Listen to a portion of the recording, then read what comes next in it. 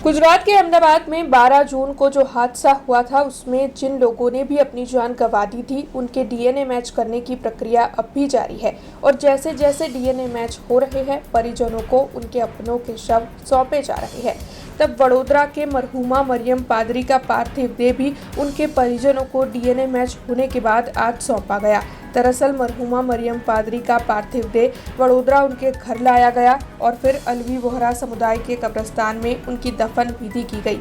इस दौरान परिवार के आक्रोश से पूरे इलाके में गमगीनी छा गई, शोक छा गया।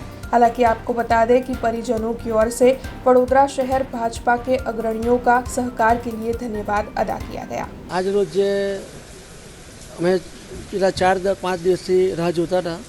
आज मारा फ्रेंड है, एमनी बेन है खास आगर भी मैं आपी थी आप लोगों ने माहिती અને આજે એ લોકોના કુટુંબીજોનો જે ડીએનએ ટેસ્ટ કરીને બપોરે જ્યારે ફોન આવ્યો ત્યારે દુઃખદ તો છે જ અને એમનો પાર નહોતો કે અમે ક્યારે અમારા જે ગુજરી ગયા છે એને અમે લાવીએ અને દફન વિધિનું જે અમારા સમાજ ઇસ્લામ ધર્મના મુતાબિક થાય એ લોકોની એવી બી ઈચ્છા હતી કે ડેડ બોડી જલ્દી મળે અને જેમ જેમ ડીએનએ ટેસ્ટ થતા ગયા એમ મળતી ગઈ।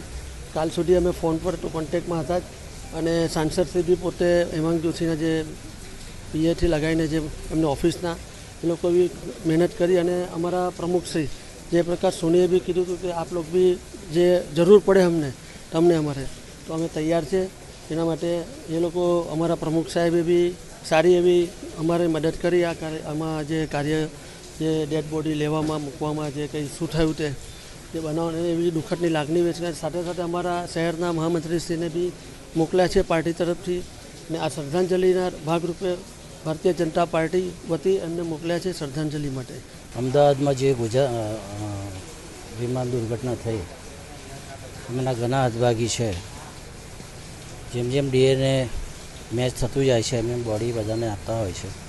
વડોદરામાં 37 લોકોની મૃત્યુ થયા છે આ હોનારતમાં। એમાંના આજે મરિયમબેન કરીને લઘુમતી સમાજના છે એમની ડેડ બોડી आई है અને એમની અંતિમ વિધિમાં અમે શ્રદ્ધાંજલિ માટે આવ્યા છે। हमसे जुड़े रहने के लिए हमारे YouTube चैनल को सब्सक्राइब करें और नई वीडियो की नोटिफिकेशन के लिए बेल आइकॉन को दबाएं।